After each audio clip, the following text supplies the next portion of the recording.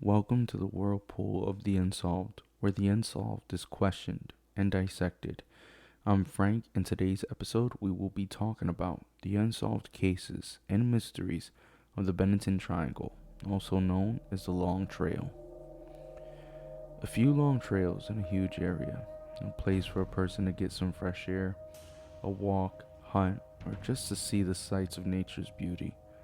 Myths and past cases fill the neighboring people from the surrounding area with fear. Many myths and legends are spoken about when it comes to the Bennington Triangle.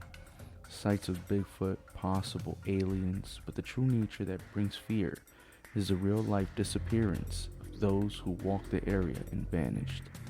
Real cases that are still unsolved to this day. Just theories and thoughts that are spoken. Talks of cursed grounds by natives who people believe bury the dead in the land, to alien abductions, but the truth is no one really knows. And the questions still linger, with the biggest one being, whatever happened to those who went missing? So, talking about the location of the Bennington Triangle and a little bit of the history, the Bennington Triangle is a name given by an author of the paranormal named Joseph A. Citro, a name given to an area of the southwestern part of Vermont. No one knows exactly what area is covered by the name, in all honesty, but some believe it to be centered in the area of Bennington, Woodford, Shaftesbury, and Somerset. These towns were centered around Glastonbury Mountain. There was a time when the towns in the area were thriving in lodging and industrial towns. So at one point, they were really doing well, those towns, but eventually went into a decline in the late 19th century. Eventually, these towns turned out to be ghost towns, unincorporated by the act of the state legislator in 1937. There has been talk of people seeing all kinds of things in this area, from people claiming to see Bigfoot, aliens, even lights and sounds. But as early as the late 19th century as well, folklore came to play. So basically during the time that the decline was occurring, local folk beliefs started circulating of Native Americans regarding Glastonbury Mountain to be cursed and avoided it. But outside of folklore and people believing to see aliens and Bigfoot, there have been serious unsolved cases. People just disappeared with actually little to no idea where they had gone or what had happened to them. So let's talk about these missing people. Here are the names of at least the known missing people. These are the people that in reality we know have just disappeared.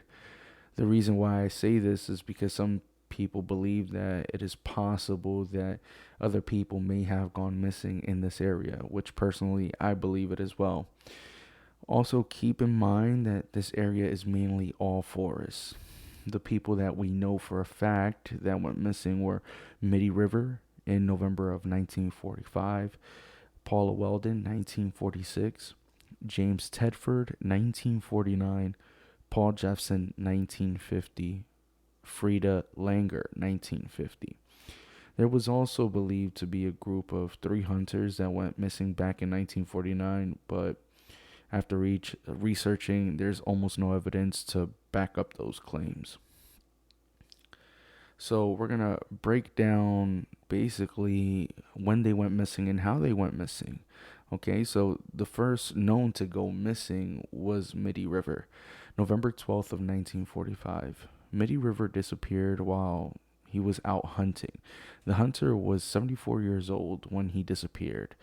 River was guiding a group of hunters like himself up the mountains. On the way back, though, River got ahead of the group and was never seen again. There was an extensive search for Midi River, but the only evidence whatsoever found was a rifle cartridge, which was found in a stream. People speculated that the cartridge was his and that it may have fallen out of his pocket when leaning over, but still nothing besides that cartridge was found. The disappearance had occurred in the Long Trail Road area and Vermont Route 9. Nobody knows what had happened to River, and knowing that River was an experienced hunter and fisherman as well as familiar to the locals made this disappearance a lot more weird. Now we're going to talk about Paula Weldon. Paula Weldon is one of, if not the most known case in this and missing person on this list, honestly, because there is more information to go by and actually to have a theory of what may have happened to her, but nonetheless she did disappear in this area as well. Paula Jean Walden was 18 years old when she disappeared, about a year later from the last disappearance on December 1st, 1946. Walden was a sophomore at the time at Bennington. She had decided to go out for a hike on the long trail. Many people saw her, including someone named Ernest Whitman, who was a Bennington Banner employee who had given her directions. She was also seen by an elderly couple on the trail itself from roughly 100 yards behind her. According to the elderly couple, she had turned a corner in the trail, and when they reached that same corner, she was gone. She had disappeared. An extensive search was eventually conducted when she didn't return to campus, which included the posting of a $5,000 reward and help from the FBI. However, there was no evidence found of her. Another weird thing in this case was that she wasn't wearing any kind of jacket considering the day she went missing. It was 50 degrees outside, and later that night it dropped to only 9 degrees. Makes this case more of a mystery. There were some unconfirmed rumors of her moving to Canada with a boyfriend, or that she became a recluse living in the mountains. Nobody really knows what happened to her. In this case, though, there was a lot she did before her disappearance, which made this case a little more weird, but still, after searching for her and searching for evidence, nothing came into fruition. I will throw in, if you want me to do an episode dedicated to her, to Paula Weldon, definitely let me know, so I can do an episode just about her, because there is a lot about her. Out of all the people on this list, there is plenty to talk about when it comes to her alone. But nonetheless, she was one of the people that disappeared in this area. Then the next person that went missing was James E. Tedford. He was a veteran and third person to disappear. He went missing exactly 3 years after Paula Weldon did, December 1st of 1949. He was a resident of the Bennington Soldiers' Home. He had been visiting relatives in St. Albans and was returning back home on the local bus when he disappeared. After speaking to eyewitnesses, they said that he had got on the bus and was still on it to the last stop before arriving at Bennington.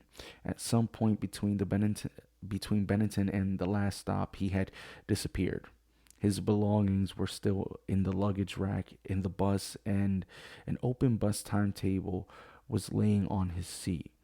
There are people that say there is no evidence that he had disappeared in the Bennington Triangle, but from reading and some researching, it was close enough. If it was the case that it wasn't inside the triangle, but no one really knows what ever happened to Mr. Tedford. Some people believe he came back in the bus and left immediately when it stopped and nobody noticed him, or he got on and right back off immediately. But from the witness, from the witnesses, it would be impossible since they did see him throughout the ride. Then we have Paul Jepson. He was the fourth person to vanish, and sadly, he was only 8 years old when he disappeared on October 12th, 1950. Jepson was with his mother in a truck. She had left him at some point unattended to feed some pigs. From researching, she looked to be gone for about an hour. When she returned to the truck, Jepson was nowhere to be seen. Search parties were made and search for Jeffson. Nothing was ever found. No evidence of Jeffson was recovered.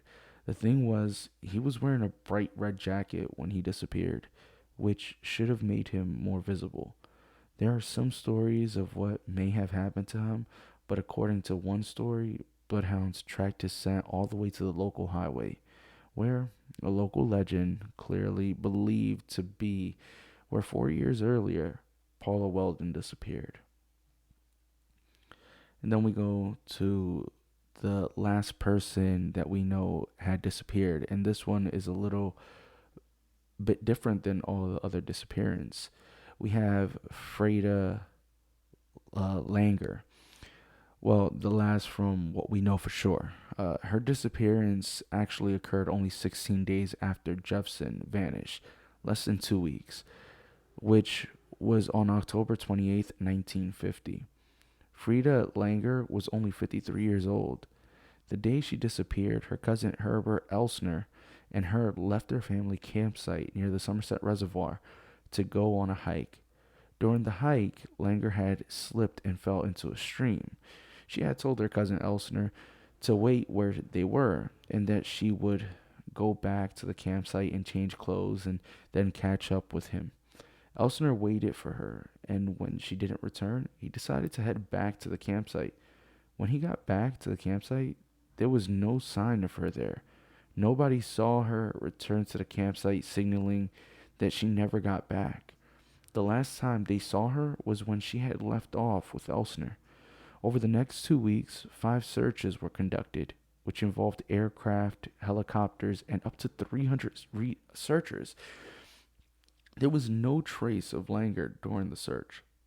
But on May 12th of 1951, nearly 7 months after her disappearance, her body was found near Somerset Reservoir, in an area that was extensively searched nearly 7 months ago when the search first started. There was no cause of death determined due to the condition of her remains.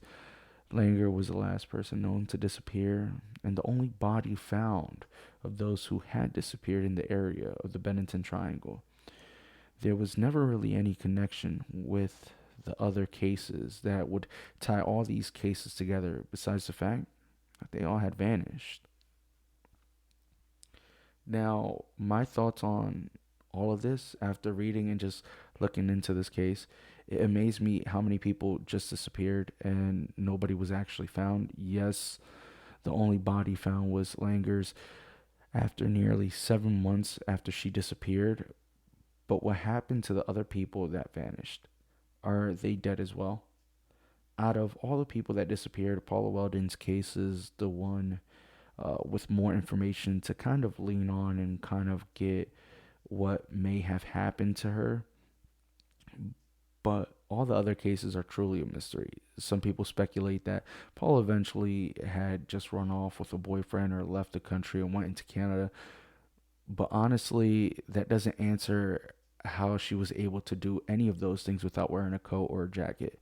Being that the weather was very cold at the time, wouldn't she have eventually gotten hypothermia or something before she made it anywhere? Especially if she had to walk to where the highway was on foot. From the looks of the map and researching, the highway wasn't as close as it may have seemed. She would have had to walk a good distance in the cold, which I believed was 50 degrees, only 9 degrees at night. There's really a lot of questions with her case alone, but the crazy part is we actually have more information about her than any other person that had gone missing. You have an elder hunter, fisherman, and local person that first went missing. You would assume that he may have had a heart attack or something in that nature, but he completely vanished. The only thing found was literally a rifle cartridge. Where could he have gone, honestly? If he was to leave the people he was with stranded, wouldn't he have gone back home where people would have witnessed him? It's really hard to tell. And then knowing that his body was never found makes it even more mysterious.